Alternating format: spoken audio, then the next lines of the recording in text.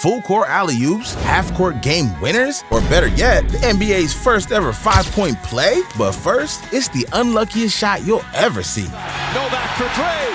Oh, in and out. Dang, that's highway robbery. But if that's the first play, you can only imagine what's still to come. To win it! Goal! DeRozan! Oh, but you thought that was impressive? A day later, he picked up right where he left off. To DeRozan, 2 seconds in the corner for three, and the win again. He does it! Back-to-back games! Holy cow! Yet the Raptors are anything but cold-blooded. And in 2018, the Raptors choked. Cavaliers tied at 105. DeRozan drives in, gives it up. Van Vliet back in, a three. No good! DeRozan in and out. 3 seconds. Tipping Valanciunas. But up next, D-Wade becomes Minnesota's nightmare. Rubio turns it over. Wade will heave it. It's good and it goes, and it does go. Wow, are you kidding me? Oh my goodness. Better hope Zaire Wade was taking notes, but imagine playing defense with your shoe. It's a nice pass and layup there by Vincent. He lost the shoe, holding the shoe and trying to swipe at the ball. Vincent picks up his second personal foul. No wonder Gabe Vincent is worth $33 million. Yet there's one thing money can't buy: heart. Here's James, drives past Bellinelli, blocked from behind. Dang, that's David versus Goliath. But who needs Goliath when you got the 2017 NBA MVP?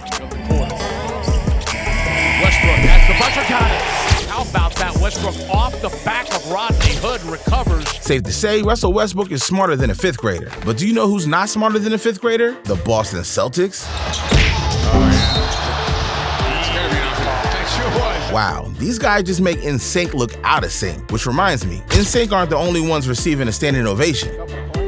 Joe Wolf the inbound, Shaq the catch. He's gonna fire a three. Yeah, I didn't know Shaq could make a free throw, let alone a three. And you know who else is shocked? Luka Doncic. Talks me about this game. and that Drew rim, it's still loose. Luka got it back.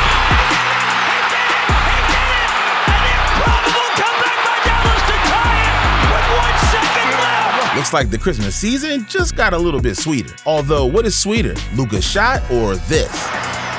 Murdoch throws it up and it goes in! Threw it up in the air from behind the glass! $10, Steph Curry can't do that. Actually, I think I just lost $10. You know what they say? Practice makes perfect. In which case, LeBron James is getting dangerously close. LeBron against the long-armed Ariza. In trouble. In a three-way duel between LeBron, the shot clock, and the backboard, the king comes out on top. But now it's time to transition from heartbreak to pure comedy. Because never did I expect to see this. The Mighty Mites get together. A 5'9" guard against 5'9" Isaiah Thomas? It's not every day you see that, but it's also not every day you get an optical illusion. What? Bruh, nobody told me this was NBA 2K. Speaking of which, NBA 2K has come a long way over the years. Yet somehow this moment makes it seem as if nothing changed. 19 years later, Kobe is still leaving his footprint on the NBA. Which reminds me, the Black Mamba mentality is in a class of its own. And in 2004, it was on full display. Kobe cannot get Patterson in the air. A wild three, hit it!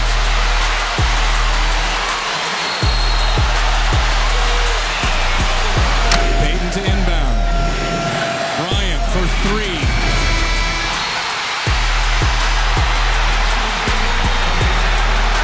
I expected nothing less from Kobe Bryant. Just like you shouldn't underestimate Jason Kidd. When the game is on the line and you desperately need a bucket, he'll do what he does best, passing. And yes, this even includes where there's a 7-foot giant named Yao Ming in his way. Feels like he just ran into a mountain. Kid to throw in, and it's like, oh!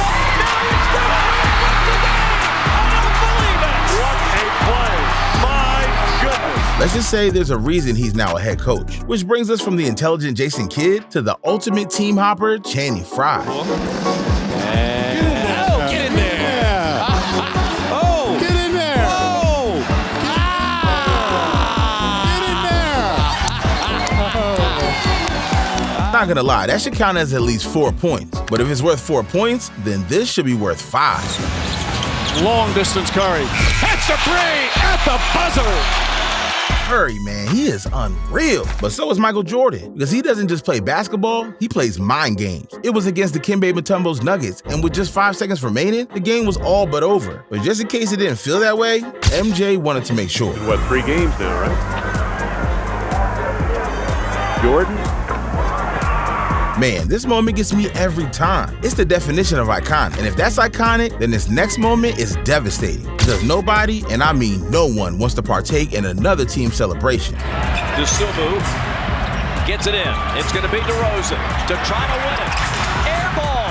Stick back is good at the buzzer, and Chicago wins it. Oh, my goodness. Safe to say, you won't see Collins suiting up in the Bulls uniform anytime soon. Just like you won't see our 12th moment anytime soon. Morris Peterson's legendary game-tying shot. Timeouts for Toronto. They go the length of the court. Ruffin tips it away. And... No! Not possible! Not possible! Oh, no! If you ever wonder where the phrase "it ain't over till it's over" came from, now you know. Although at number 11, we have something even more special. Only this time, it has a lot less to do with the Raptors and a lot more to do with LeCappin. LeBron, and got it! Banks it in! Wow. I told you, Kevin, you gotta guard that man. He just hit. Sheesh, the inbounds pass was perfect, but the game-tying shot, that's King James at his best. However, these final 10 moments are the best of the best. Trust me, we're gonna take impossible odds to a level that you didn't even know was possible. Because up next, one player loses the ball mid-air and still makes the half-court shot. Philadelphia by 1. Simmons gets it into Harris. Harris thought he was fouled. Harris scores! It appeared he got it off on time. Let's see. It's good! You may not have heard the name Devin Harris before, but make no mistake, after this video, he's about to become a household name. But if we're talking about households, then we gotta talk about Trevor Booker. After all, it's no secret this dude loves his family. And to prove it, Booker decided to honor his grandma in the best way possible by pulling off the world's best grandma shot. Booker got it. That defines the phrase grandma shot. Well, I'll be damned. That shot makes Speedy Gonzalez look slow. But if you thought that was cool, buckle up. With less than 22 seconds remaining, Steven Adams found himself in a massive dilemma. So who do you turn to? His teammate and fellow mastermind, Russell Westbrook. And I think Adams is talking to Westbrook about missing the free throw. Misses, gets the rebound. Back out Westbrook. Bang! Russell Westbrook from just inside half court. And it's a 1-point game. Got a foul. Wow, I didn't know Jason Momoa and Brody had that in them. But neither did I know about Klay Thompson, because back in 2015, Thompson did something no man had ever done. He scored 37 points in the third quarter alone. For 15 minutes straight, fans knew 2 things. 1, the ball was going to Klay Thompson, and 2, the ball was going into the basket. Dang, bro just made his way to the top of Sacramento's most hated men alive. Which brings us to Jeremy Lamb, because while Lamb never scored 37 points in a quarter, he also did something pretty remarkable. Siakam disrupts it. Lamb has to throw it up. Oh my! It goes! A desperation 3. Jesus, one shot and this dude just classified himself as a stone cold killer. However, imagine making the game-winning shot, only to find out seconds later it wasn't a game winner. Because in 2010, during a game between the Kings and the Grizzlies, O.J. Mayo experienced the exact same feeling. He made a shot just for this to happen. 5 seconds, no timeouts. Tyreek at the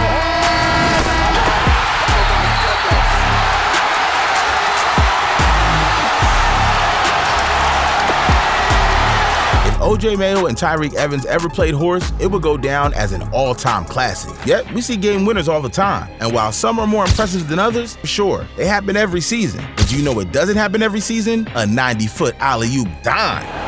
Baseball pass to LeBron. Safe to say, nothing defines chemistry than a full-court heave to your teammate. But now it's the top 3 moments. And to kick us off, we got something historic, a 5-point play. And as you would expect, it didn't come without its controversy. Foul call?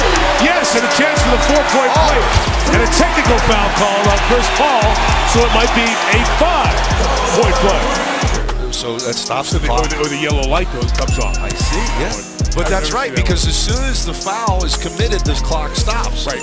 And if you didn't catch all that, let's recap. First, Ty Lawson makes a three-pointer and gets fouled. Then, Chris Paul argues to the referee that Lawson didn't get the shot off in time. Finally, the referee calls a technical, adding an extra free throw to the and-one call. So if you're wondering if a 5-point play is possible, the answer is yes. It's just complicated. On the other hand, there's nothing complicated about PG3. Because on December 5th, 2018, George was having a slightly above average game. 22 points in the first 3 quarters, on pace to drop almost 30. But you see, PG wasn't satisfied. His team was losing, and he knew that for OKC to win, he'd have to go ballistic. That's when the game became a whole lot less about OKC versus the Nets, and a whole lot more about Paul George versus, well, everyone else.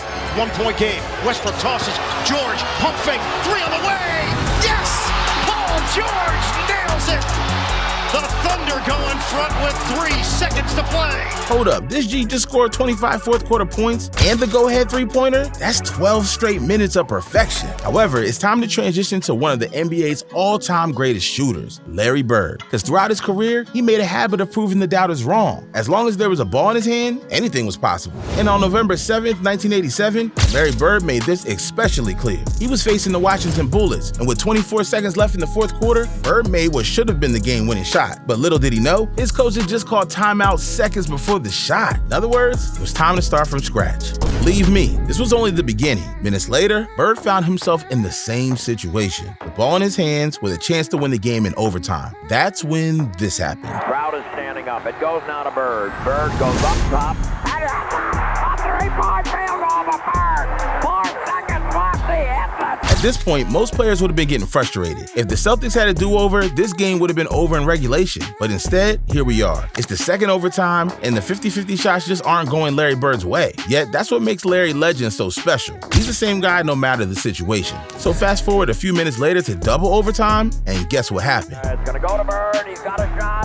Get it. And it's got it. The 3-point field goal. Yo, that was a roller coaster ride. But the craziest part of it all, the Celtics coach called a timeout right before the shot again. The hell's wrong with him? Only this time, there was so much commotion involved that the referees completely missed it, officially putting an end to a truly one-of-a-kind finish. One can only imagine what would have happened if that game kept going. Just like you can only imagine what'll happen if you watch the video on the screen. Yes, that's right. I'm talking to you.